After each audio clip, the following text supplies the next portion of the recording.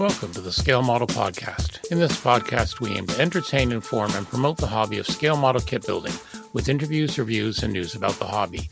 The podcast is available bi-weekly where your favorite podcasts are found, including iTunes, Google Podcasts, Spotify, and Stitcher. You can also get it from our website at scalemodelpodcast.com, where you can find show notes, photo gallery, and so much more. You can also subscribe to get notifications on all our updates, new episodes, and video content. Please support the Scale Model Podcast on Patreon. Patreon supporters enjoy early access to content and exclusive contests. Your Patreon support helps us to offset hosting and other costs to bring the podcast to you. Welcome to episode 131 of the Scale Model Podcast, sponsored by Cult TV Man, Sean's Custom Model Tools, and Return to Kit Form. I'm one of your co-hosts, Stuart Clark, and we have a very small contingent tonight, but always the important people are here. So tonight there is no Jeff, there is no Anthony. So that means we have the most important person from west of Chicagoland, northwest, southwest, I'm not sure, somewhere to the west. I always forget. Mr. Terry Measley, how are you, Good evening, sir? Stuart. At least it is at least an international show tonight. So the cross-border. There you go, everybody. That might be our, you know what? That might be our tentative title. The cross-border edition. I like that. All right.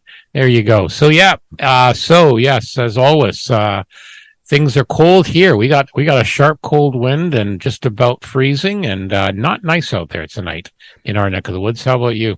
It is cool and clear. It's crisp out. It's nice. It's right around freezing. It'll dip down below a little bit. Well, tonight it's been clear and warm. Although today was kind of cloudy. Yeah. Well, we've very different from last week was in the 50s. Yep. Fahrenheit. Yep. Well, we've been lucky because they say it's going to be an El Nino winter, so it should be milder for all of us. Well, the Portland, Seattle area is getting plenty of rain. You were out there, weren't you? Yeah, back to kind of normal. What they expect, actually higher than. They Seattle's got some flooded. I know Vancouver got it too. So I want to. See what happens when you go places. That's fine. We stayed inside and did stuff inside. Good. Well, and outside to walk the dog and stuff. Yeah. We it was nice to get out and visit them. Well overdue. We did get up to the Museum of Pop Culture.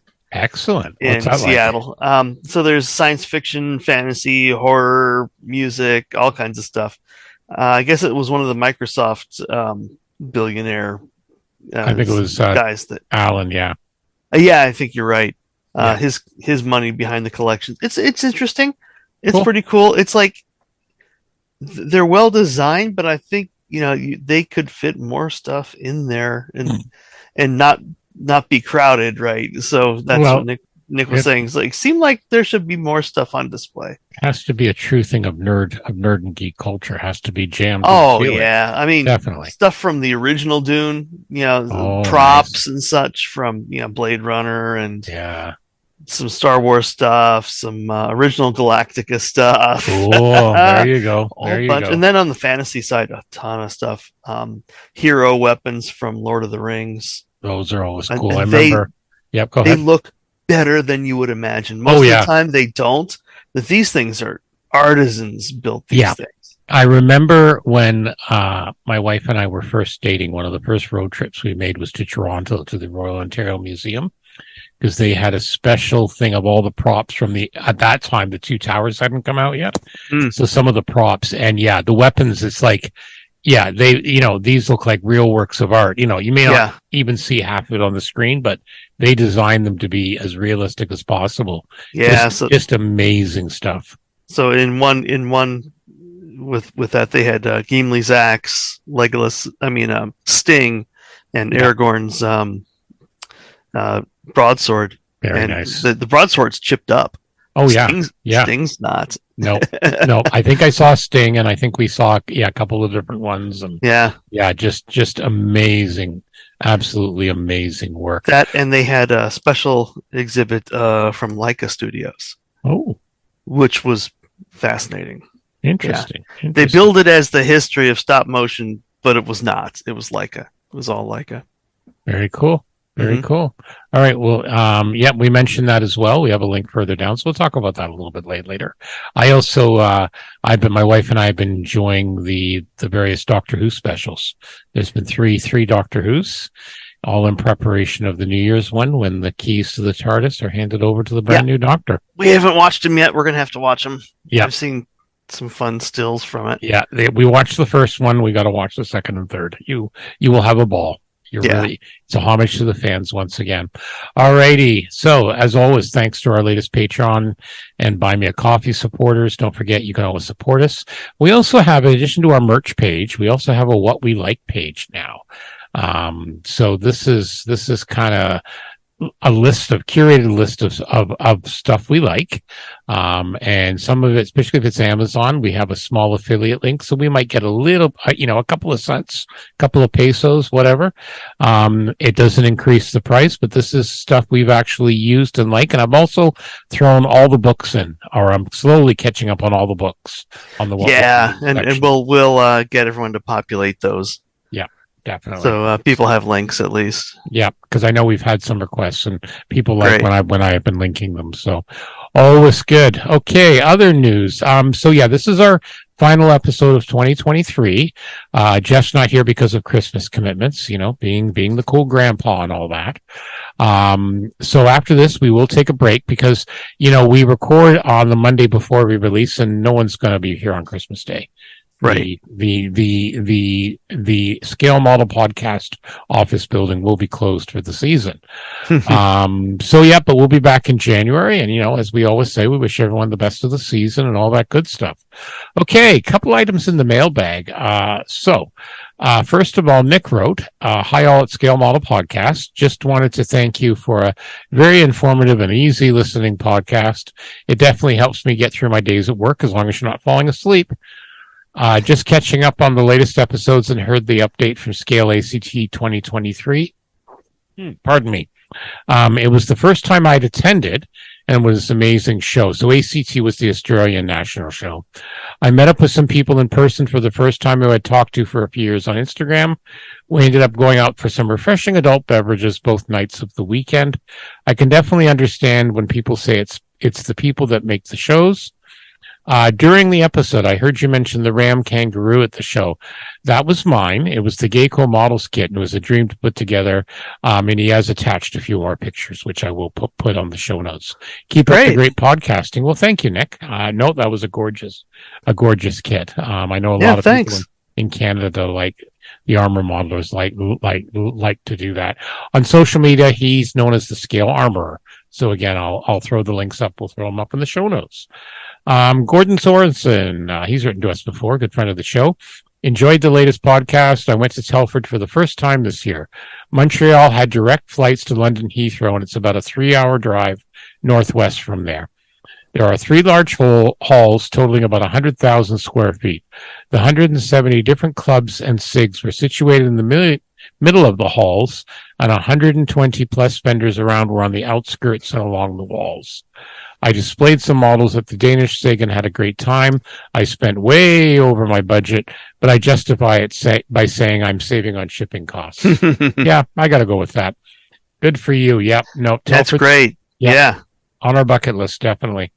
Definitely on our bucket list. So if you want to send us some commentary or some photos, scalemodelpodcast@gmail.com. We'll be happy to read them on the air and show them off. Yeah, what did you get done this year? Because beginning of next year, it'll be, we're not doing it on New Year's Day, but the week after. Yeah. Yeah, show us what you finished up last year. Yeah. Or, if you did.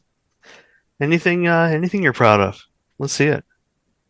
Finished. Show us what you got.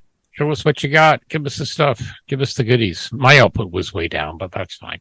All right. Yeah. Latest hobby announcements. This one a lot of people have been talking about. Dragon apparently has been spending 10 years doing this. This is a new 148th 109E4. But you're thinking, another 109. Yeah, they make money. But more importantly, this is a really revolutionary way they put this together. So 48 scale, our good friends at the Modeling News have a lot of pictures. What's very unique is the fuselage.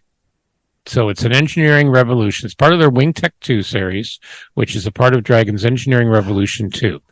These items are developed with the modelers in mind. So what they're trying to do is they're trying to cut down on the parts and the risk when making a kit, and why not? So one-piece fuselage. Traditionally, your fuselage is 2 parts, right?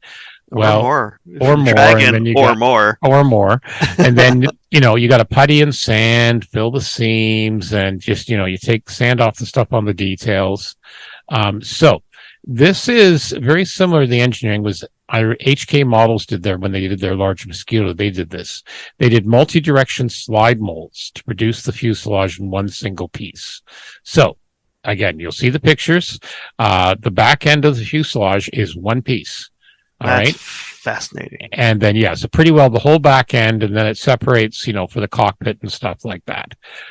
What's also interesting, the wing joints are hidden beneath the curved leading edge of the upper wing for a hassle-free construction with apparently no sanding.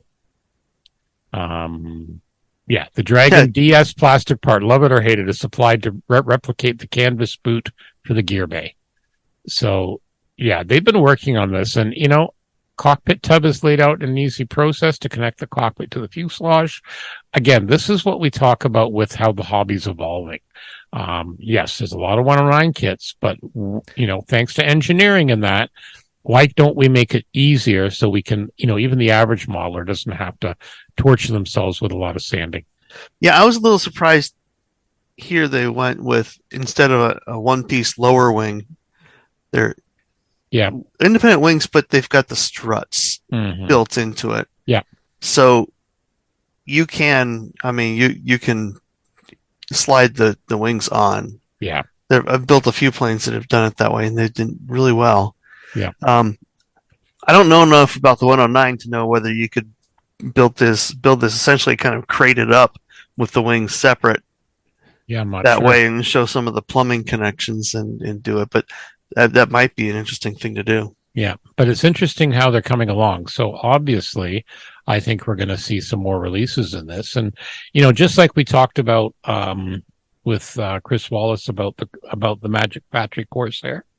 He recently published an article about he's got one in his hand now. He's a big Corsair guy, on how it's he's saying it's better than the Tamiya. Tamiya's good, but modern engineering, right? And this is what I think Dragon's doing here.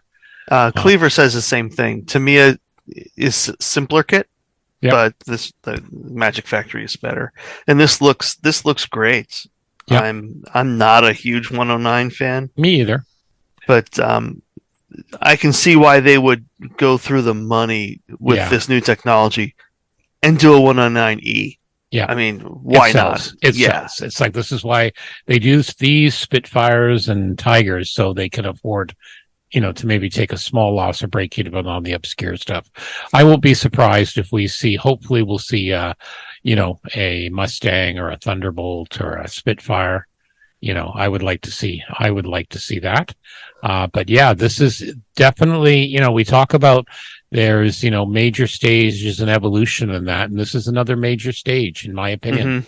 I think we're going to see a lot more of this. And again, because I hate sanding and having to fill up, then you got the detailing and, if you enjoy it, great. But if not, it's nice that if it can make the hobby more enjoyable for you. Yeah. I wonder if they can do some of this sort of thing with, jet intake tubes, things like that.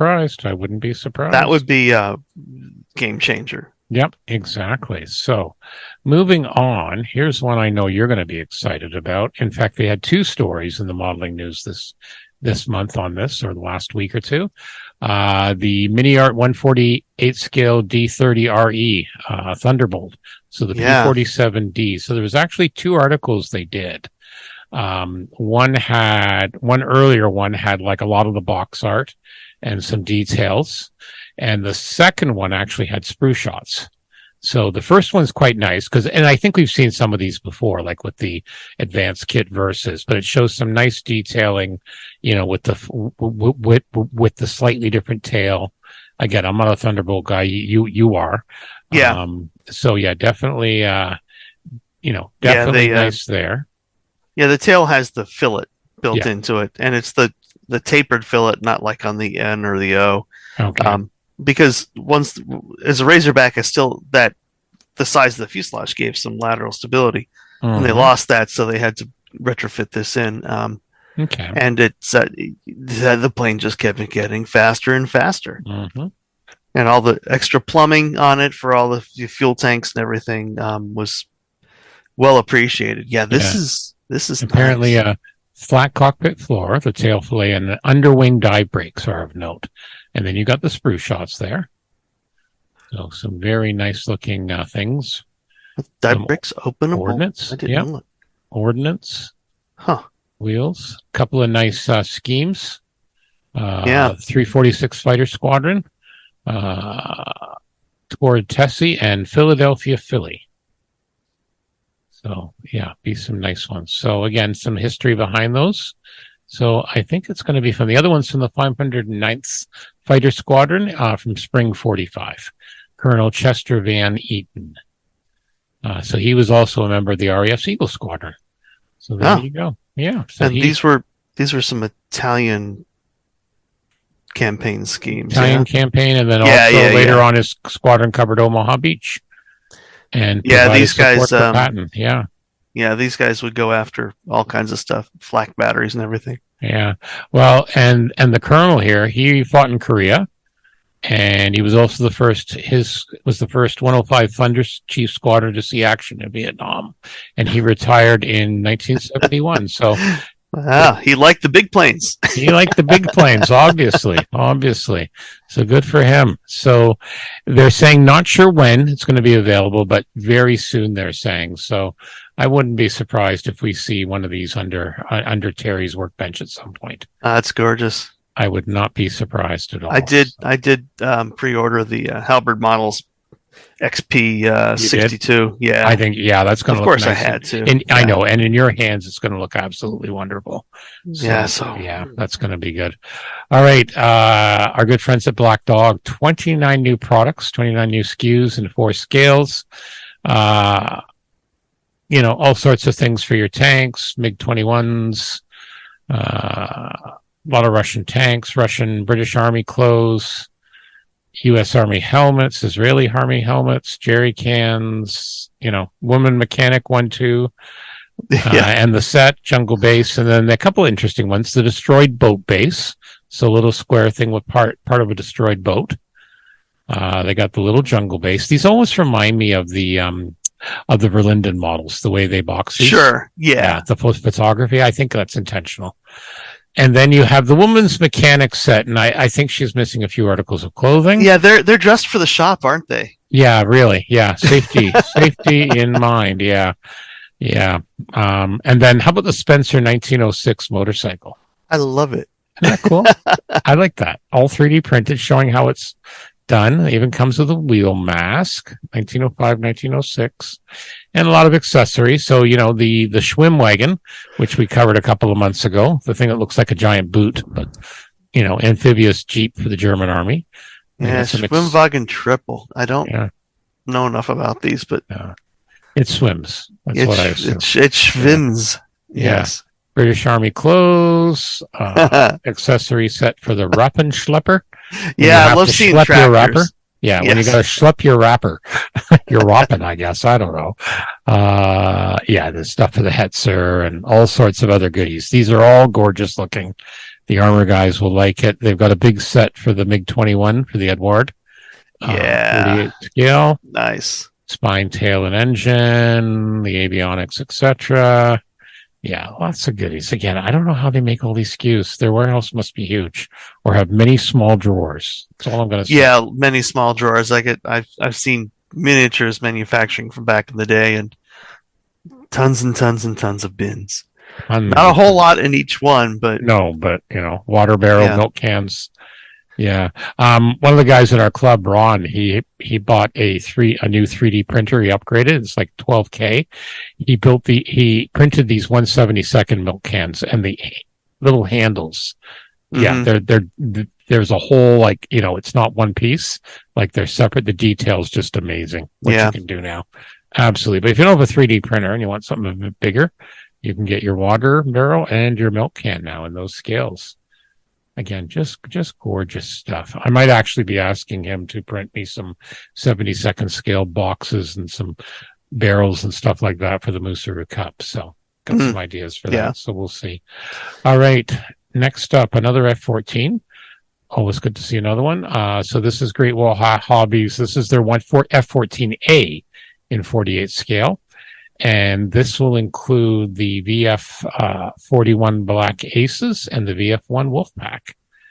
Two very famous squadrons of the A's, so that's going to be good. Very similar to their existing one. You can open the flaps, the air brakes, the radome. Forward landing gear offers options for parking or catapulting positions, so kneeling slightly. Wings, swept wings, open or back, open or close the engine nozzle. Structure designed for easy cutting and installation of detailed parts, and 3 photo etched spreads, including 1 color, because there's other detail sets coming for this thing. So, yeah, the VF1's one of my favorites. I had the Airfix 172nd scale from eons ago, and I still have a couple of sheets of the old VF1 markings from that scale. I doubt they're much good anymore. But yeah, two very famous squadrons. Of course, full decals for the missiles, the aircrafts, the old high vis schemes. And I don't quite remember the VF-41, the supplemental decal, Queen of Spades. Obviously, it was done somewhere right near the bottom. Yeah. Yep. So there you go. So that's going to be nice. They're thinking it should be very soon, if not like already out there. So check that out. And then we feature Hobby Boss. January's coming quick. So a couple of new items. First of all is the MiG-29K. This is the Fulcrum D. This is the navalized version, 148. So this is going to be a big aircraft. You can also build the 1 or 2-seater. I see that. Yep. So that would be interesting. Yeah. Nice looking aircraft. The Fulcrums are always nice. Looks like they've also got in an Indian Navy scheme as well that operates off the Indian aircraft carrier. And then lots of ordnance. Lots of ordnance. That's a great trend in these modern kits. It doesn't, once they do one set of essentially Russian weaponry, I wouldn't be surprised to see these for sale on their own. Yeah. Hobby Boss do like how Skawa does. Yeah. Just put the weapons out because there's a market there. Yeah. Nice looking kit. Nozzles open or closed. Lots of sprues, lots of parts, 300 parts. Detailed cockpit, rubber tires, a lot of photo etch. Yeah, look forward to seeing some feedback on this to see how Hobby Boss did with it. Yeah, it looks nice. You can fold the wings. So the one they built for the box art looks like, it's got the air brake, tail hook down, foldable wings. Yeah, fairly basic detail there, but nothing wrong with that. Again, you can certainly detail it up. Okay, for all you folks that like your armored trains, the 72nd scale German armored train formation, BP-44, the gun car. So this is basically a flat car with a Panzer IV turret with the long 7.5 centimeter cannon. So the armored pursuit car replaced by the earlier pusher car. The idea is if you're going along and you see some Russian tanks trying to threaten your train, you just set this upon them. It's even got a little plow. Got a little plow. Keep crap off the dirt. Yep. Keep crap off the rails. You got the track for it. Yeah, these are very, very popular. You see these the odd time on the tables, and they're quite cool to see. Yeah, so this one is 72nd scale. So and it looks like you get a big base. You got a big base. You can add more with it. Yep. I presume they have other cars. Oh yeah, and such. Yeah. I'm sure you can get other things. 70 parts, 4 road bed sections. Yeah, fairly detailed for 72nd. So tiny though for me. My poor eyes these days. So that's from Hobby Boss. That's pretty cool. I like it too. All right. Over to Italy now, our good friends at Italeri. One of the founders of the company, he passed away about a couple of days after we recorded, so I shared that to our Facebook page. He was one of the founders and managing directors for many years. All right, 4 more kits coming out. 2 are the 2 are kind of the complete set to start with, and the other ones are repops. So the first one is this is their equivalent of the Airfix starter set. So this is the King Tiger 172nd scale. It's a starter kit. You get the kit plastic glue, 3 of the Italeri acrylic paints. Actually, they're Vallejo. My apologies. Vallejo paints, yeah. You got a brush, a tweezer, double-sided sandpaper, and a sprue cutter. 2 marking choices. So, like, everything you need to start. These are great idea, and that's and a stocking stuffer. For the kids, I guess. And the kids, and they do popular subjects. A tank like this will be cool for the kids. So yeah, this is the King Tiger, the Panzer 6. Looks good. Again, you got all the little parts, like I say, little Vallejo dropper bottles, some glue. It's even liquid cement. It's not like tube glue, so that's nice. Tweezers, couple of marking choices with the callouts, and some nice decals. Looks like you can make whatever number you want. So yeah, this is really good. Good basic kit. Individual wheels. The tracks are, of course, the plastic ones, but that's fine. And then the second one is the JU-87 Stuka, the 87B. Again, the kit, glue, paints, brush, tweezers, sprue cutter, and the double-sided sandpaper. Yeah, that's a nice looking one too. Yep. And again, these are different than the Airfix because you get the cutter. You basically get everything. And the actual sprue cutter looks fairly good quality. Looks nice. The tweezers are plastic, but that's fine. Yeah, nice looking brush. Very nice. Yeah. 2 different schemes. Yeah. Okay, then we have the AMXT in 1/72nd scale. This was known as the AMX Ghibli. This was a single engine ground attack. Was the result of a collaborative venture between the Italian and Brazilian aviation industries. Mm-hmm. So it was done in the 80s. It was designed to replace the old Fiat G91 fighter bomber. The Brazilians needed to replace some stuff as well. So this has a high swept wing. It has a Rolls-Royce Spey engine. It can contain a maximum speed of 1,000 kilometers an hour. So you've got a couple of schemes there. Brazilian, Italian. And that is new tooling. I just had a look at that. Okay, so this one's a new one. It's the other one. Yeah. All tool. So that'll be nice. So the Italian version was armed with a 20 millimeter M61 cannon, carrying an offensive payload of 3,800 kilogram. There was a 2-seater. It was developed as an advanced training aircraft, but it could be used on combat missions. And Italy acquired 26 of them. Yeah, it's very much. It looks very much like an Alpha Jet or any of the other modern training strike planes. Yeah, one of those things at the time. Yeah. So that looks nice too.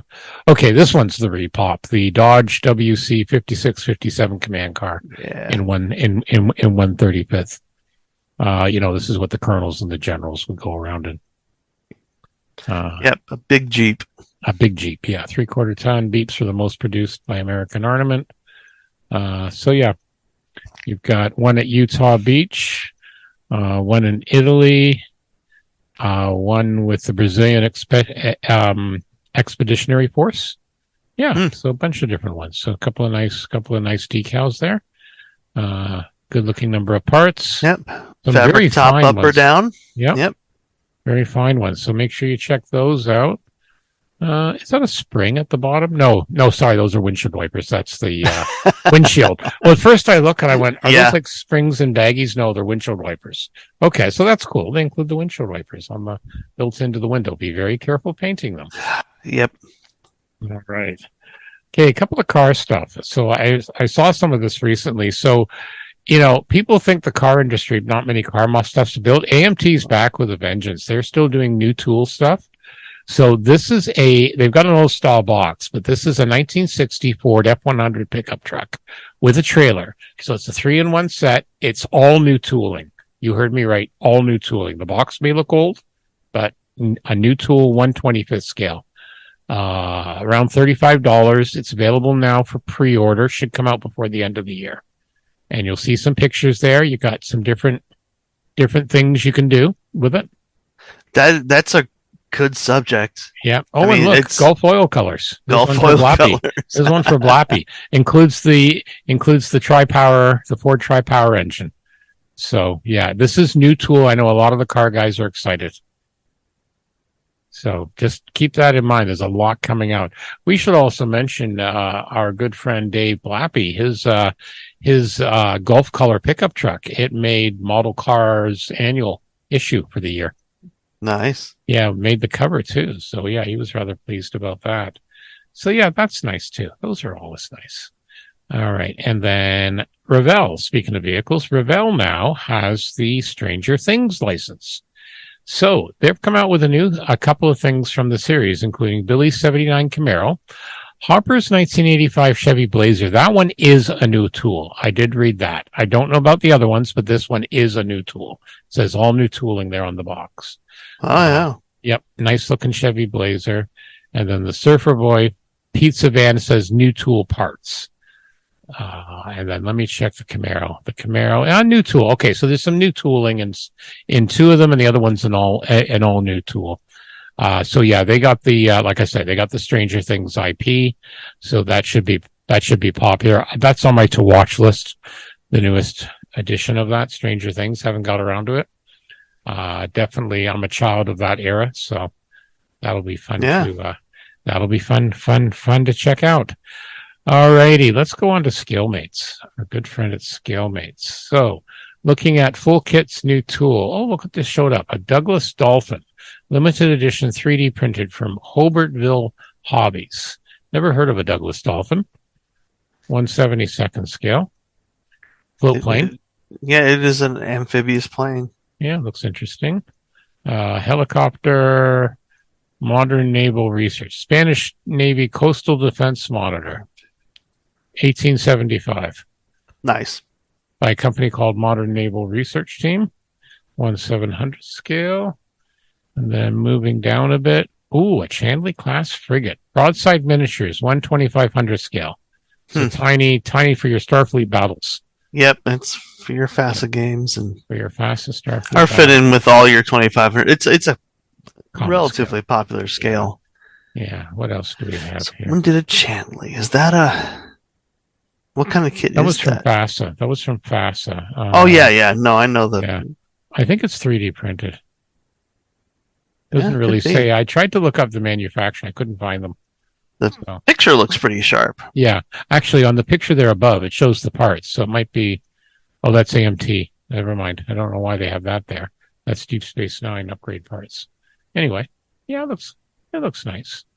What else do we have here? Going down to December 7th, we've got, oh yeah, this is cool. NASA Boeing, the 747 SP Sophia. This is the, if I recall, this was the telescope. If I remember right, it's an infrared telescope. Yeah, it wasn't the laser. They did one with a laser too. Yeah, Strategic Observatory for Infrared Astronomy. You are correct. Yeah. It's Boeing. So this is a conversion. Interesting. Allowing you to take a front end of your 1:144. Yeah, NASA has some actual relatively low res print files if you want to print them yourself. But well, this one looks very nice. A conversion for a commercial kit is, and this is it's tough because this was not a long body 747; it was a short bodied one. Nope, exactly. So really weird looking plane. Yep. So but a very useful instrument. Yep. And then I know later on they were playing with laser beams out one of them. So they had something different for laser beams. Moving on, HMS Argus, 1/700th, a World War II British aircraft carrier. This is going to be tiny. The Westland Wessex 1:144 scale. That's going to be tiny. What else here? Oh, a new Ferrari from Model Factory, 1/12th, a Ferrari from the 2003 Italian Grand Prix. Again, nice. That'll be expensive and gorgeous. Geico Models has a Dragon Teeth anti-tank obstacle set for your 35th scale. And, this was from me last week. I mentioned it to one of our regular listeners, Mike. And, this is an HS 747 BAE 748 in civilian marking. So an airliner, twin engine airliner. I know British Airways used them for years. They used them in the 80s. Yeah. It looks like it was still running. The Swedes used it till 2007. So yeah, these were quite common. Huh. So yeah, the UK European civilian guys will like that. Apparently Edouard is making some rumors about a P-40E Warhawk in 1/48th. We only see one picture there, a graphical rendering. So look for that coming soon. They've added it to the database though. Mm-hmm. What else here? Porsche I love the 911. DTM 2018, the Porsche 911 Le Mans. The picture is a Yeah, cardboard box. it's a cardboard box, but it's a Porsche 911, so you can't go wrong. A Leopard 2A8 Musing Hobbies, 1/35th scale. Yeah, some more boxes coming soon from that same company. Yep. Ferrari 499 Le Mans 2023 winner. Yeah. Ferrari SF23. Oh, look at the Balaton model in 1/35th scale, multi-car M25. This is one of those little delivery trucks. Yeah. And it looks great. Perfect in the streets of Tokyo. Yep. And this looks like it's a resin cast product. Yeah, it does, doesn't it? Yeah. But it looks like a nice. Nicely complete kit. Yeah. That's awesome. Those are like, grapes for Godzilla to snack on. Oh, yeah. Yeah, exactly. But that looks nice. Yeah. And then we have some 1/16 stuff from a company called Landships Modeling. Hotchkiss and Solvent Cure combo pack, a TKS tankette with a 20 millimeter gun, and just a regular one. Yeah, so these are 3D print files. Yep, you're right. Scaled to 1/16th. So there you go. Yeah, so there you go. You guys get your new large scale printers. Get those rolling. Exactly. And then Tamiya, beginner mini 4-wheel drive series, the dog racer. Yeah. There you go. Oh yeah, these are the one. This is that series where they put them on the tracks. There's like four wheels on either side. They're pretty cool to watch. They got little guide wheels. Yeah, they zip. They really move. Yeah, a lot of the stores, the upper floors, just like in North America and the Europe, we have the slot racing. Over there, they have these. Yeah, they're pretty cool. They also have the mini elephant racer and the mini penguin racer. Yeah, I want the penguin. Totally. And you just wait for him to collide at the crossovers. Yeah, exactly. Then we have Model Airways. I suggested that Jeff could build one of these at the last build night. The Fokker Endecker 1/16th scale, or the SE5. Yeah, look at the 16th scale. Yeah. So I assume they're going to have all the ribbing in that. That's the drawing, but the Endecker looks like an actual kit. Yeah, the Endecker. All opened up and... Wow. Yeah. That'll wet Jeff. Yikes. All right. And then we're almost into November. And then, lots of stuff from Tata in 1/43rd scale. So a lot of cool things. So, again, people are starting the Christmas slow down, but lots of new things coming in. A bunch of the Ultraman vehicles. Yep. There at the end. Some interesting stuff from that series, all in 1144. And how about a garage kit of an Imperial probe droid? I'm not sure whose kit that is. Garage kit. Say? It just says garage kit. That's from the 29th of November. That would be, for your G.I. Joe size. Oh, the company name. Hang on. Garage kit. No, they don't have a link. It just says garage kit. Yeah, they don't have a link to the website. But so that's all the stuff that's fit to print and talk about.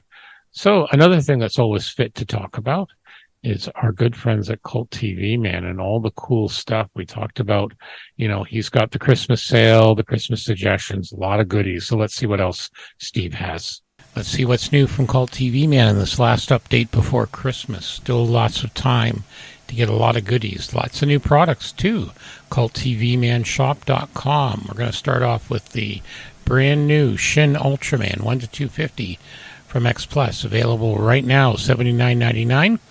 Also, The Art of Ron Gross, the 2024 calendar, Lost in Space, another Irwin Allen products, $19.99. And then we have Tom Daniels, the Sidewinder Custom Show Rod, 1/25th scale from Atlantis. And then we've got some reaction figures, including the Munsters Wave 2 and the Munsters Wave 3. Munsters Wave 2 is $69.99 and the Wave 3 is $59.99. So make sure you check some of those out. And also, as always, we've got the stocking stuffer section, all sorts of good little things, including the mini robot from Lost in Space in the Aurora style box from Mobius. That's on for $13.99. And the mini flying sub also in an Aurora style box from Mobius for $13.95 as well. What else do we have here? Oh, the classic Enterprise in Botany Bay, 1/1000th, the Space Seed Edition. That's the reissue. That's also in stock. And the Mini Luna 1/350th kit from Pegasus Hobbies. So lots of goodies. Steve and the team wish you a very happy Christmas.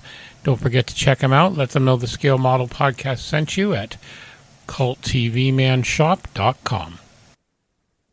Okay, we're back. So yeah, Terry, end of year. It's just you and I, because everyone else has abandoned us. Terrible. So we can talk about them.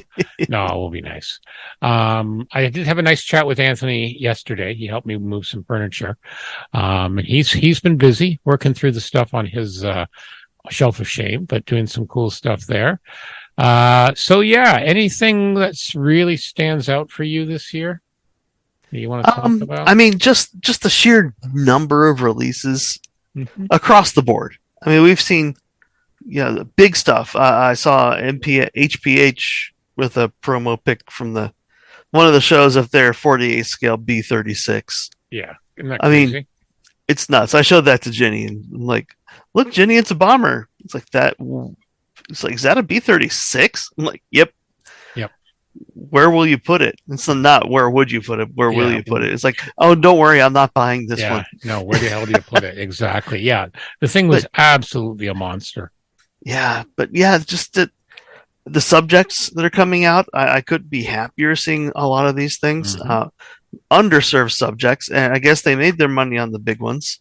Yep. And are able to go out, and I think there's a pent up market still for a lot of the stuff. And on the science fiction side, it just gets better and better and better. Glorious. Well, and I think to what you said, about some of the underserviced, I think, and we've talked about this before, I think years ago when it was just injected molded, you had to be able to make money, so you had to be sure that if you're going to come out with something that was going to sell, let's say, I'm just throwing a number out, 10,000 units, to make a profit.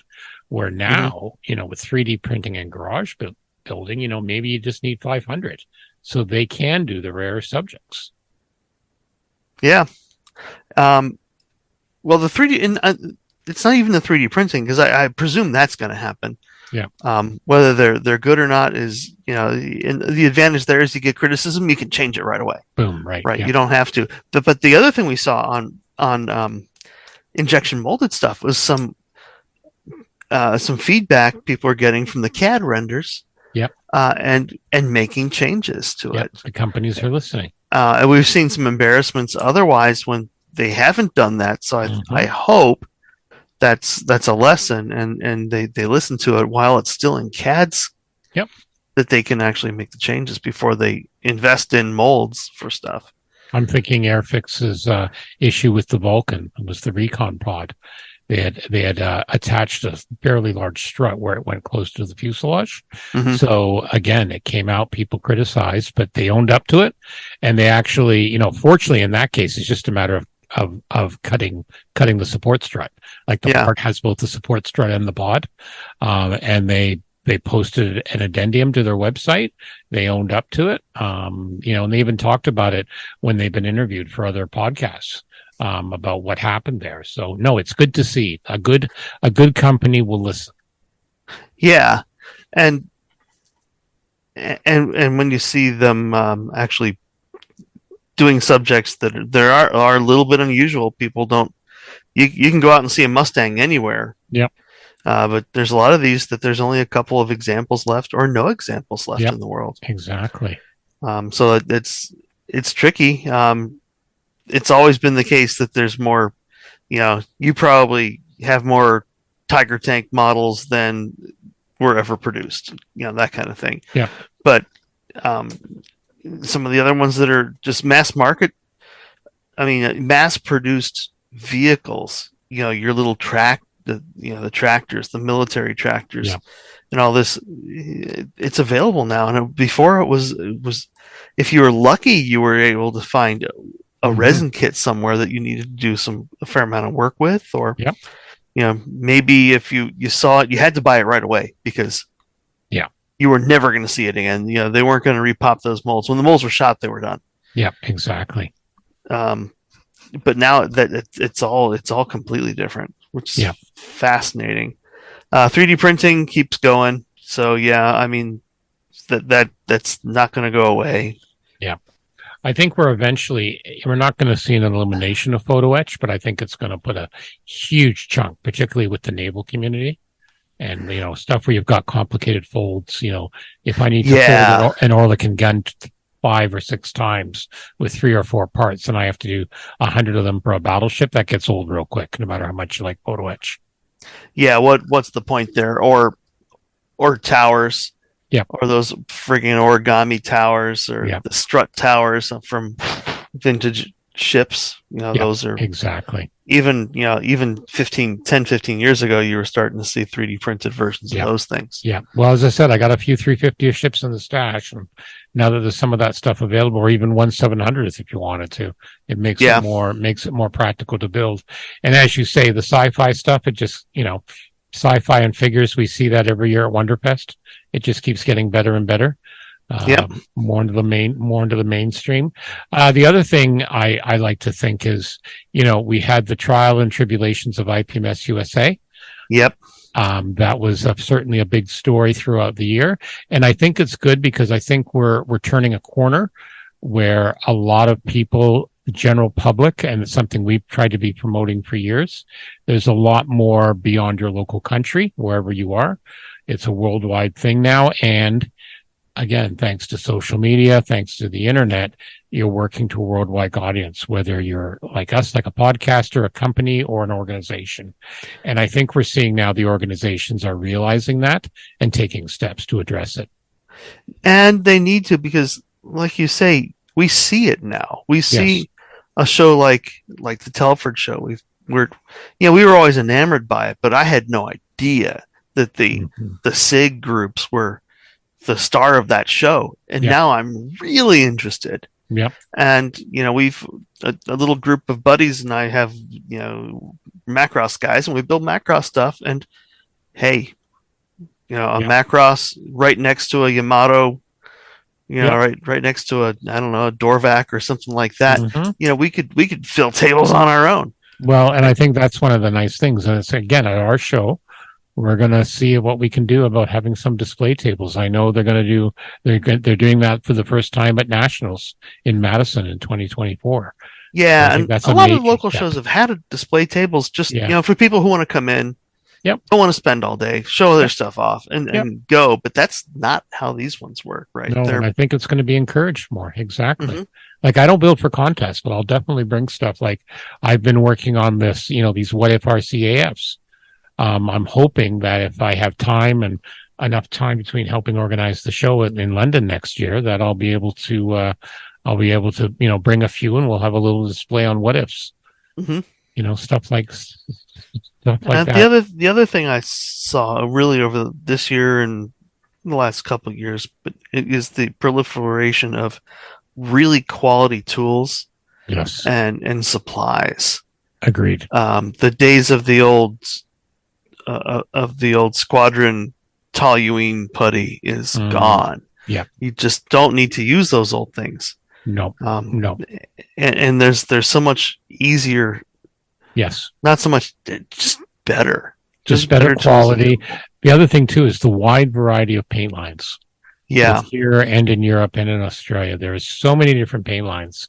And as I tell people, it's worth trying. A lot of people are bemoaning, a lot of the older guys don't like hearing that, the Model Master and the Testers and enamels are no more. But there's an awful lot of other good ones. Tamiya's make enamels. Other companies make enamels, but, try the acrylics. See what works for you. There's so many there's lacquers. Acrylic lacquers. I mean, if they're still lacquers, it's just a different thinner. Yep.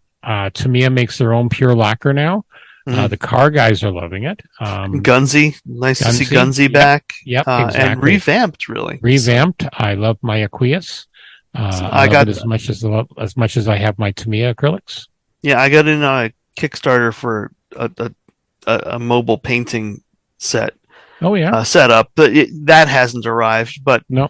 The stretch goal of like a full set of pro acryl paints. Ooh. that arrived. So Yes. at least I got something out of it. Oh, that's right. Yeah, you were saying those were coming. I've seen those. Have you had a chance to play with them yet? I used them for the first time on the Christmas birds. Okay. And I do very much like those paints. Cool. Well, we're gonna wait till the next show once Terry's given the Christmas birds away to his family. So I've seen the picture. They're awesome. I only hand brushed with them. Yep. But that's a good sign. Using the gunsies. Yep.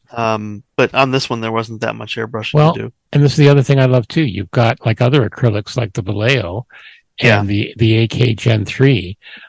They're fantastic for both airbrushing and hand brushing. Mm-hmm. So the mini guys, like our local game store does have those acryls. I did see them there last time I was there. So, yeah. I want to say, and I haven't tried it yet, I want to say that they are compatible with the AV paints. I won't be surprised. So, if you want to lighten or darken or something, they seem like a polyurethane acrylic. Yeah. Did you now? I know you were working on a 3D storage solution. You got that sized out correctly, right? I recall. Yeah, the 3D honeycomb storage was slightly too small for the acrylic paints, and I didn't feel like sanding each of those down. So I used those for AV paints. So I made the little rack with my dad out of scrap wood, and they're in there, and there's a bunch of the most commonly used AV paints are in that. I see that. And the other one hanging, you can see behind me. There is a set to hold the bulk of the pro acrylic paints. Yeah, I got to come up with something. See, it's a rental. It's a concrete wall. I'll put the link to that. Yeah, put the link in there. I got to come up. I found an old. We had this old thin bookcase, like a display shelf. Mm-hmm. So I put a lot of stuff on there, but with a lot of I've got the Tamiya and I've got the Gunzy, the small bottles in like a plastic drawer, but I really need to come up with something for all the various dropper bottles. And again, when I reworked the workbench, I knew it was going to happen. So I still have to kind of play around because I've also got like a ton of the Army Painter stuff, a ton of the finishing stuff, just different size bottles. So I'll come up with something eventually. But yeah, similar thing, especially because I'm doing the mechs, and there's a lot out there on Etsy and places like that where, a person with a laser cutter and some of the 16-inch plywood are making quality stuff. You just glue them together. I got to find the room. Like I've got 2 of these IKEA drawer sets. They're like, 3 rows of 3 different size drawers. Mm-hmm. They're very nice. And I've got like a plastic drawer set on top of that with the tools.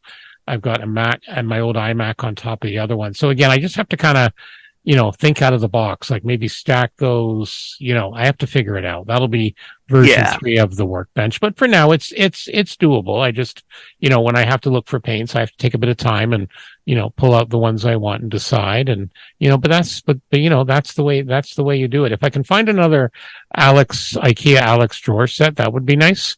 I got one and I use it for all the various podcast recording equipment and computer stuff, but there's certainly room to put another one, and that would fit the paints well. Where people have made the paints are on an angle.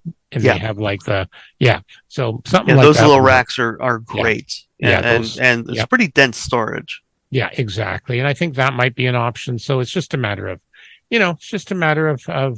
of coming up with something and, we'll see. But yeah, no, I'm pretty good myself. Other than that, only thing I've got on order right now is I'm waiting for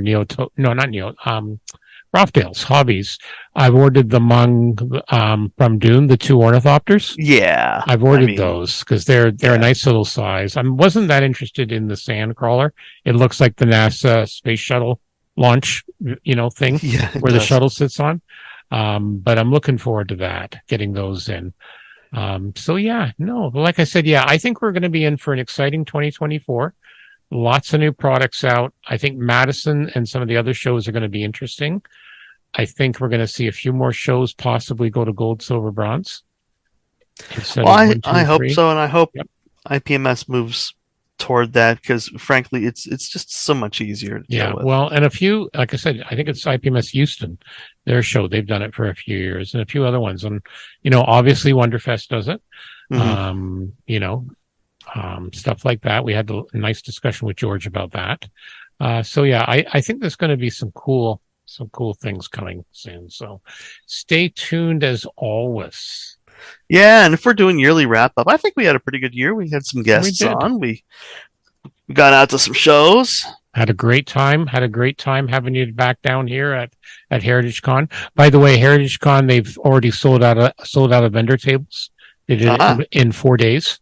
Alan reported. So that's going to be exciting. We're looking at our club. We may be doing a show next year because Ottawa wants to get on the off here. So we'll have to see. We'll have to see if we can get enough volunteers. That's one thing that's really important. If your club's doing a show, commit early to help. Yep. You know, we basically organized it with 5 people, and it was a ton of work. We really need more. So we're hoping our next meeting in a couple of weeks, we're going to hopefully get a decision, either them or in January, decide if we're going to do it. But yeah, ton of great shows. You went to a lot more shows than we did. I don't get out to that many shows. Yeah, you still get out more to a few. You got into Cincy and Wonderfest. And, yep. You know. Yep. So where it's easy to travel, or if we got a good reason, yep. It gets to be, like a lot of people, it gets to be an awful lot. And yeah, it's a lot of work and time and that. Yeah, yeah. There was one additional one I was hoping to make it to, and the stars didn't align, and that's fine. Hopefully next year. And Madison's not off the table for me completely, but we'll just have to wait and see. We're waiting for some estate money from my wife's father who passed away, but we've got to wait for that to get settled, and then we'll make a decision if we're going to travel or not. It's, even though it's a drive, it's still a lot of work, time off and stuff like that. I'd love to go. Don't get me wrong.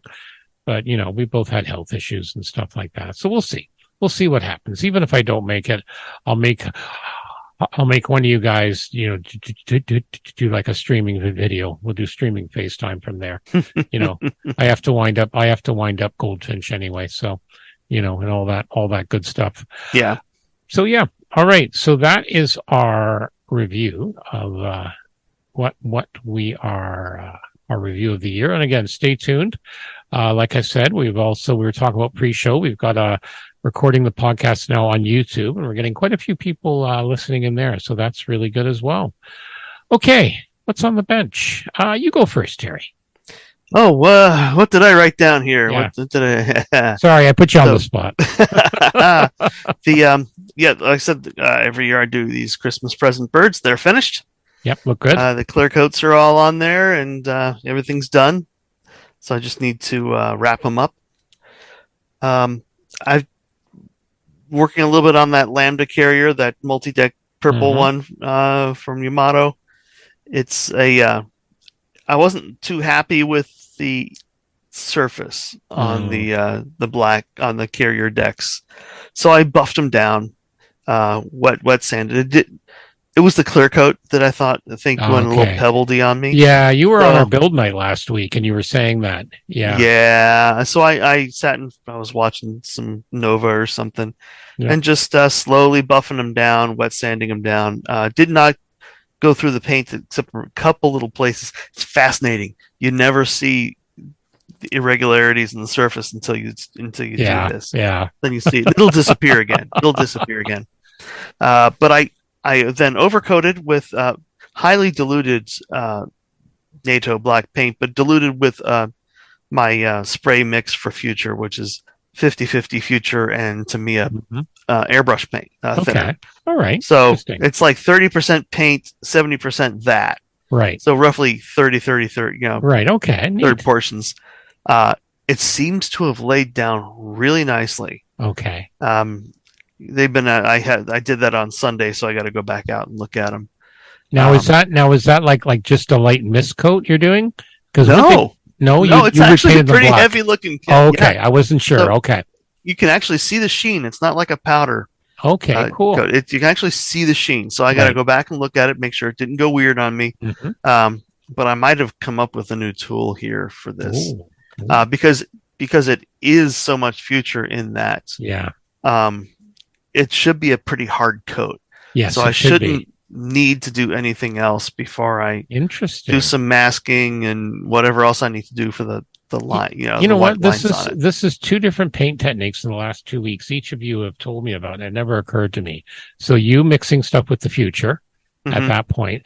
And Jeff, because he has all these old Humbro paints, and again, it never occurred to me, he actually tried model leveling thinner. Yeah. Unicorn, and it actually works really well. Now, I read up later that people have done it for years, but I had never heard of that before. And that makes a lot of sense. Yeah. So that Tamiya NATO Black has Tamiya clear coat, clear added to it. Right out of the jar. Right. Has Tamiya thinner in it. I don't know if I put any leveling thinner in this one or not. I could probably tell by smell if it did. But it might have, and that does help a lot too. Yeah. But then, I think Tamiya paints they're just too thick for me. Yeah, they can be. Yeah, and the flats are super flat. Yep. Which is why I've been just adding clear to it.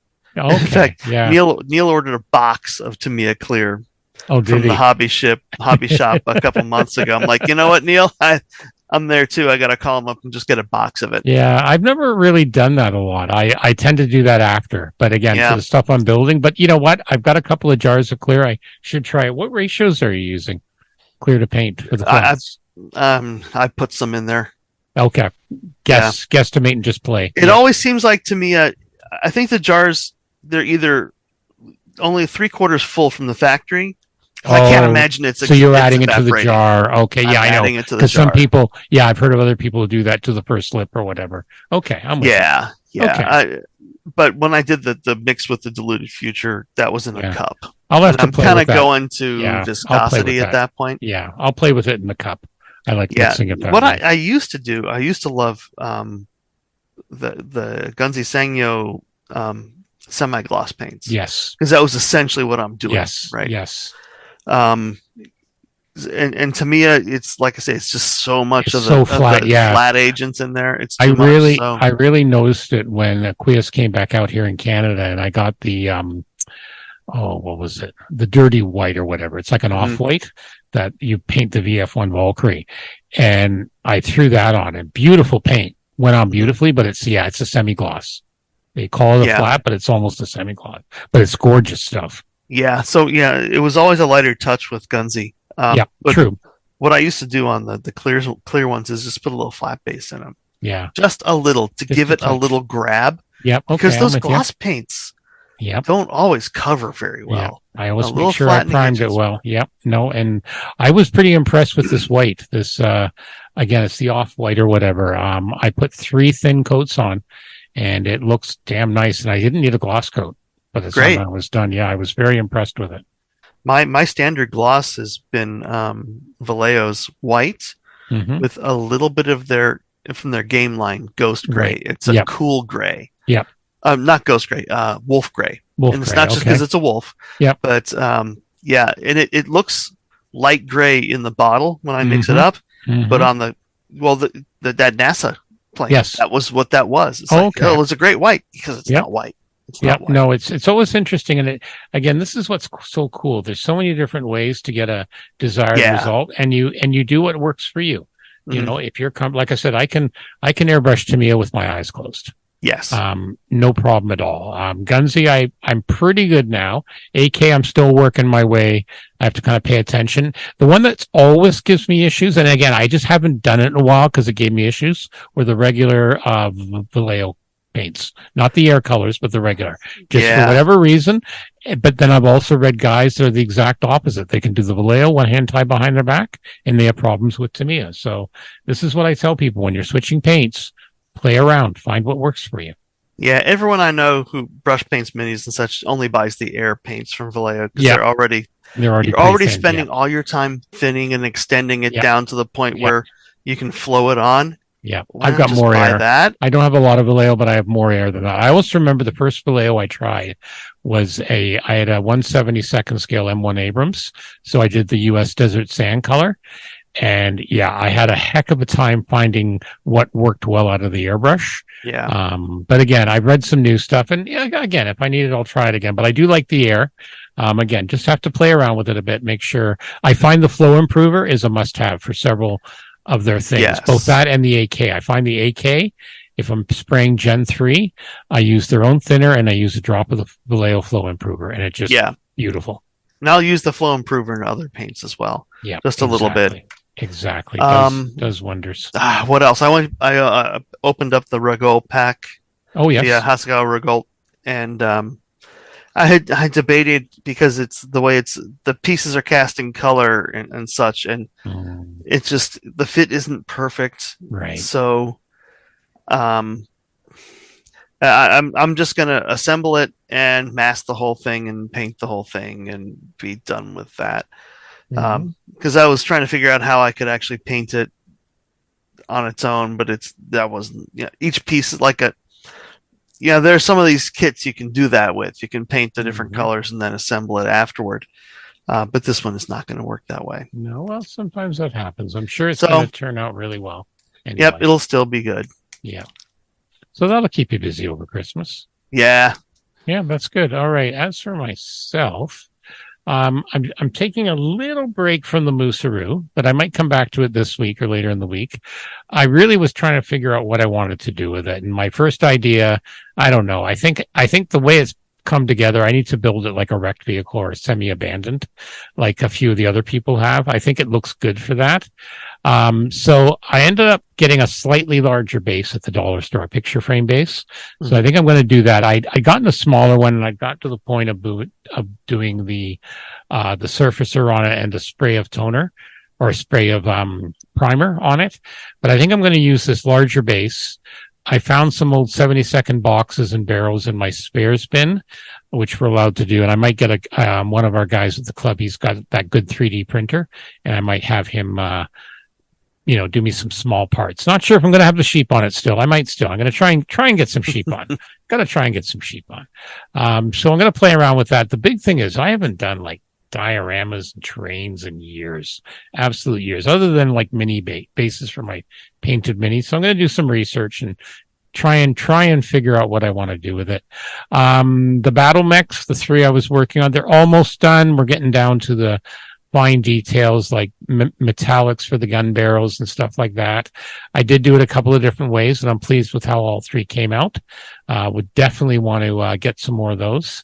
They're a lot of fun. I actually am working on the basing for that.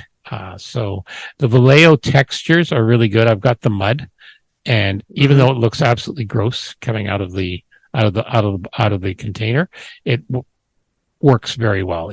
It looks the part in any scale. Then trying to figure out what to build next. I did a unboxing of a YF21 from Macross on my other channel, blackfire.ca. So that might be the possibility, but it's not a certainty yet. There's still a few other things in the stash. I might build something else. I'll have to do an unboxing, but the YF21, I got some interesting ideas for. So that might be the next one. I usually only work on 2 things at a time. Not counting the Shelf of Doom. I looked at the Shelf of Doom. Do I want to do something there? No, not right now. We'll come back. Well, the battle mechs are kind of, one of the ones, but the other 2 weren't. And that was fun, just getting back into the minis, playing around with that. All sorts of good things in the mini world. So, yeah, that's what I'm going to do. Just kind of take it easy over Christmas and try and get some actual work done on the bench. I'm not taking any Christmas holidays other than the Christmas Day and Boxing Day, but I do work from home. So, at least there's no commute. So I do get a bit more time. So we shall see. And like I said, I know Jeff's been working on, he's got that, not the SR-71, the old tester. The 75. The 75. He's building it for his grandkid, and he's got a wonderful color module. He's got warm colors on top and cool colors on the bottom. It looks really good. He sent us a picture, so I'll try and get that posted. It's looking really good. He's going to have a very happy grandkid for that, I think. So that's going to be fun. Okay, what we're reading. I'm still working on Coming of Age in the Milky Way by Tim Ferriss. I'm just getting into the 20th century stuff. And then I'm probably going to switch over to what Terry and Jeff have been reading. You go ahead. I finished up An Immense World by Ed Young, and it's something. It really is. You'll be fascinated. Yeah, looking forward to it. Yeah, and then after I finished that, so I picked up the 2nd volume in the Elric series just to do that. You're gonna love it. It's good. Yeah, it's it's always fun. Then I finished up the first Reacher graphic novel, and I'm started the second one. And these are I'll give another plug to Comixology on Amazon Kindle. Mm-hmm. If you read it on a color like an iPad, it's great. And these are in the subscription, so I'm not paying for these separately. Nice. Yeah. That's the way to do it. I'm still mixed on Reacher. It's definitely got a lot of similar themes, being Garth Ennis's creation, right, to Lucifer, and but it is. I don't see any direct crossover. okay. And so it'll be interesting. I think it's too early to make a decision on whether I like the series or not. Yeah, I like it enough to keep reading it. Yep. And you also got a brand new toy to keep you busy on the plane, didn't you? Oh, I wasn't even going to mention that. I know I want you because I didn't hear what game you were playing. Yeah, Sandy Claus came early this year. Yes. I picked up a Steam Deck, mm-hmm. a new Steam Deck. Very nice. It's interesting. They moved. They used to offer this in a couple different versions. Yep. And essentially now they offer it in one version, 1 terabyte memory with the same processors and memory and all that stuff. Wow. So there was no point in carrying multiple SKUs when there wasn't enough memory in that. Right. So you can play your Steam games online. It's got like a Nintendo Twitch type controller setup. The controls are very nice. Good. Playing Hades, which is a button masher of all button mashers. It responds very well. That's my kind of game on console stuff. Either that or the sports games. That's about it for me. And as long as I can mash buttons, I'm fine. And I've been playing now. I've got about 7 hours into Dredge, which is like an Eldritch horror fishing village game. Yeah. Oh dear. But I was playing it on the plane. I also bought a battery pack that has a clip so it magnetically pops onto the back of the thing. Pretty comfortable. The way I think they got the weight right on that as well. What's the battery life like? Without it, you get 3 to 4, maybe 4 hours without solid gameplay. That's not bad at all. Yeah. With that on, I chewed that expansion battery down to about 25%, playing it for 3 hours. That's not bad. Yeah, that's good. That's good. And if you have it in the house, you can just plug it in, right? Yes. Yeah. So there you go. Yeah. So that's all you need. Yeah. Yeah. It's essentially it's a mid-range gaming laptop. Yeah. In this format. In this form factor. I know it's scary what they can do now. Absolutely scary. And if I got a little dock for it so I can plug landline into it. Yeah. And you could even go put a Bluetooth keyboard and mouse into it and use it as to an external monitor. You heard? Yeah, you can run it out to TV. Yeah, it'll do 1080. I think. That's crazy. I say. I know. Like I say, it's absolutely amazing. I was looking. I happened upon this hi-fi channel, and some of the stuff you can get from Amazon. These little tiny boxes, that have Bluetooth, the amp, even a little vacuum tube, and for a good basic system, it's all you need. You don't need these large things we used to get when we were kids.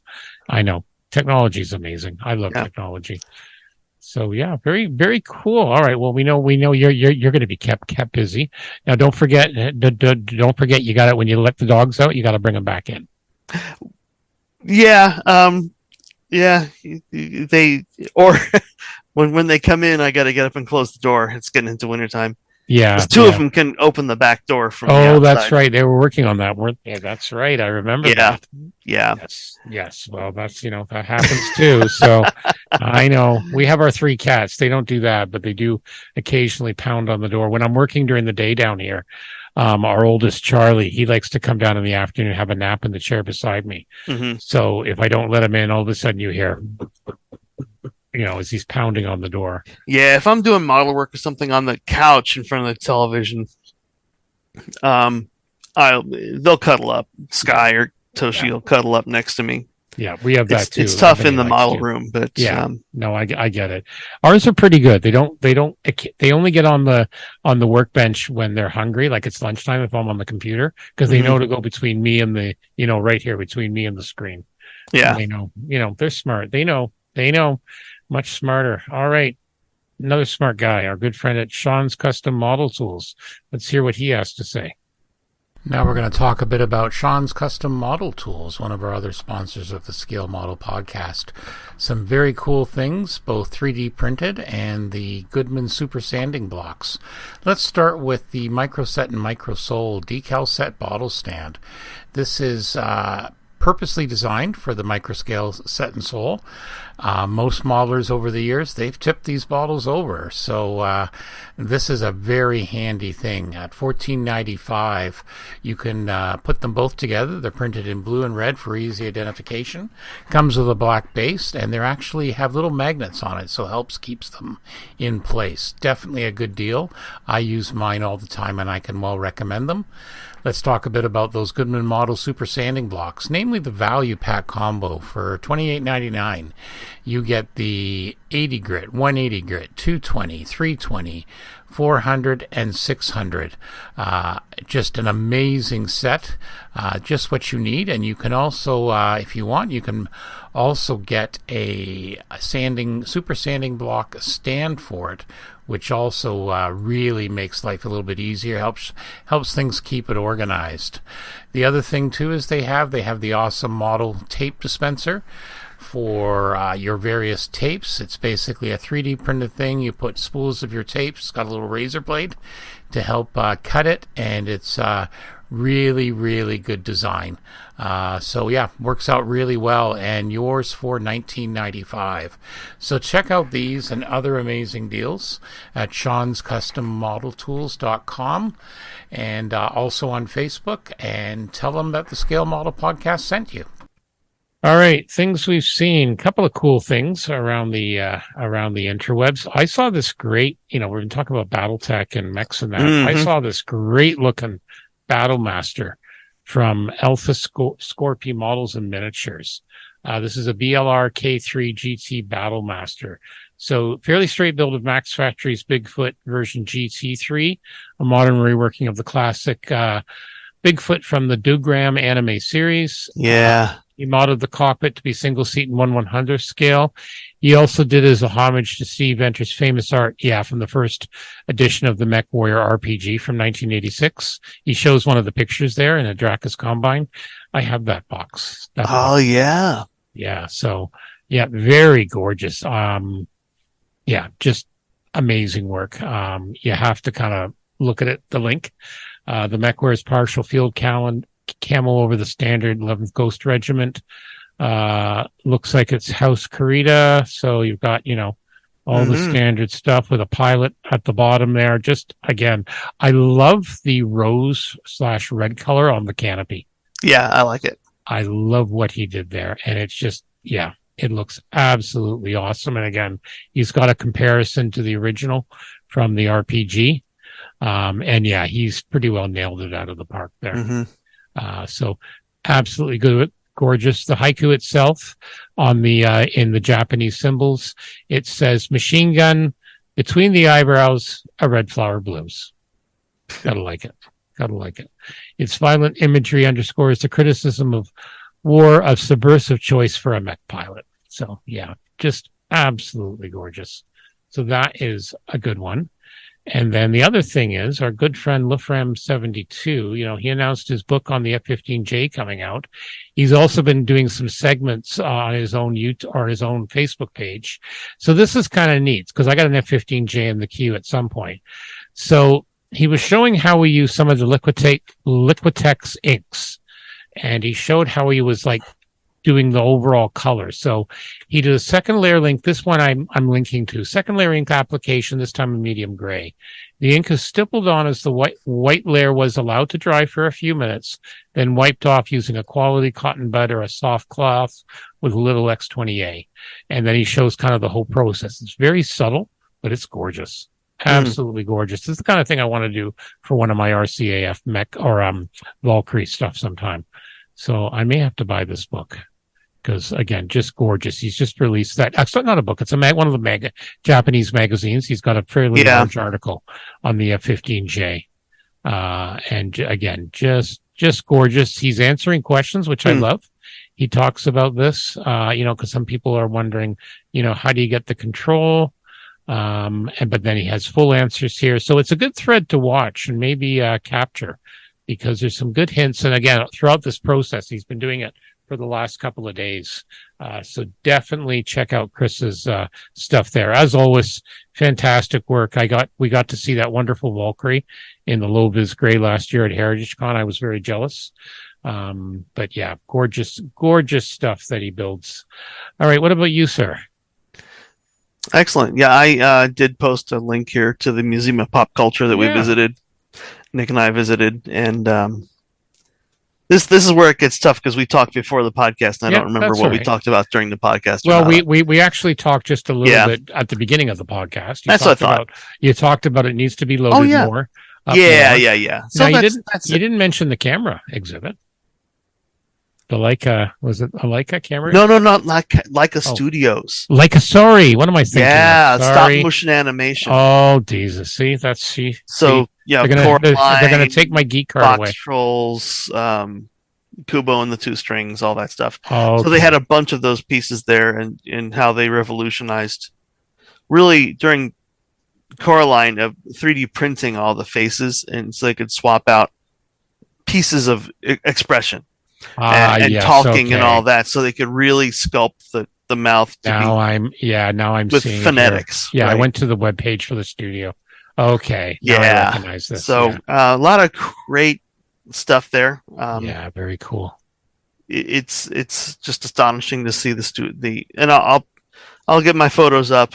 But they had like sets, so full room sets from the movies and character maquettes and everything. Very nice. Just fascinating. Cool. I know, it's always neat to see stuff like that. Very, very cool. Alrighty. I think we're about done. I don't think we have much else. We're also sponsored by Brett and Chris here at Return to Kit Form. If I do work on that Macross, I'll be using a Return to Kit Form canopy mask for that YF21. Yeah. If you're building them too, make sure you get them. We've all three of us here, or all four of us on the podcast, have used his stuff. They're all awesome. We do recommend it. You can always check them out. They're out of Australia. Return, the number 2, kitform.com. Don't forget to tell them the Scale Model Podcast sent you. So, as always, for more modeling goodness, check out the other modeling podcasts at modelpodcast.com. We always love to, invite people to go there. There's all sorts of, there's like 13 or 14 different podcasts now that contribute to that. And you get a random list and you can check them out. We also are, of course, on Facebook, YouTube as well. And of course, our very own website, which people say we have the finest show notes as any of the podcasts. That's not just me saying it. That's other people. Well, we're trying to broaden your minds. Yes. I didn't even have to bribe anyone about that. No. And look, we're the only modeling podcast that talks about Michael Moorcock novels. Well, there you go. Right? Exactly. So there you go. So all you need right there. Make sure you like and subscribe there. We have some merchandise, stickers and t-shirts up at Redbubble. I've got the link there. And as I said before, we've got the what we like page. And this is a really cool page. I wanted to list the books we were all reading, and I put Amazon affiliate links because you get a couple of cents. If you decide to click through and buy it through Amazon, I think it takes within an hour, we get a couple of cents. And, it's like supporting the podcast. I also added some tools, and Terry's going to, he'll send me a list, contribute. So I got the tweezers I got from Amazon, the Vastar Precision tweezers. These are absolutely wonderful. And then I also got 2 of the disposable items, the medicine cups I use for mixing paint and primer, and the little eyeliner brushes. These are disposable, but they're great little one time only if you got to use some glue or a little bit of touch up here and there, as I end up having to do quite a bit. So they're kind of cool. I need to find out, Terry, those wonderful sets of mini brushes you gave Jeff and Anthony and I 2 years ago. If you can send me a link on that, because apparently I can link it via Amazon. So I would love to get those up. Even if not, just send me a link to the store. Yeah, that's Gears and Games and Gears. Okay, if you can, just remember, just send me that, because those are fantastic, and we'll kind of just slowly populate what people like, and because some people love seeing what other people's tools, both in the tech world, the podcast world. I'm going to throw up a link to the mics we use when we're on the road. the camera and the stand I use when I'm doing videos, etc. So yeah, it'll be a fun page. It'll grow as we go. So yeah, hopefully you'll enjoy that as well. And as always, we wish you the best of the season, whether it's Christmas, Hanukkah, whatever. Hopefully stay safe. Hopefully you find some time for some bench time, of course. Relax with the family. Don't eat too much. Because you always got to save room for dessert. Just saying. So, and then I got to hit the grocery store or Costco one or two more times. God help me when I go to Costco. The Costco. Yeah, I'll go right after work. I don't know about you guys, but in Canada, best time to go is about half an hour after it opens or during supper time. That's probably a good idea. Yeah, it's probably because you get the initial rush when they open, and they're usually in and out, and then I've gone that time with my mom a few times when I've been off during the week. I don't go weekends. I refuse to go weekends. My lovely wife knows that's a non-starter. That and Walmart on weekends, definitely a non-starter. She doesn't want me whining, so I get it. That's all right. She's sensible that way. She doesn't drag me along, so I have to find the husband bench and sit there and say, "Are we done yet?" Right. She's very smart that way. All right. So for episode 131, my name is Stuart Clark. I'm Terry Measley, reminding everyone to have a great holiday season, whatever you celebrate, Christmas, Hanukkah, Festivus, New Year's, Canadian New Year's. Whatever. Years. Yeah, it's different over here. Yeah, Yeah. That's it. All right. Thank you and be well.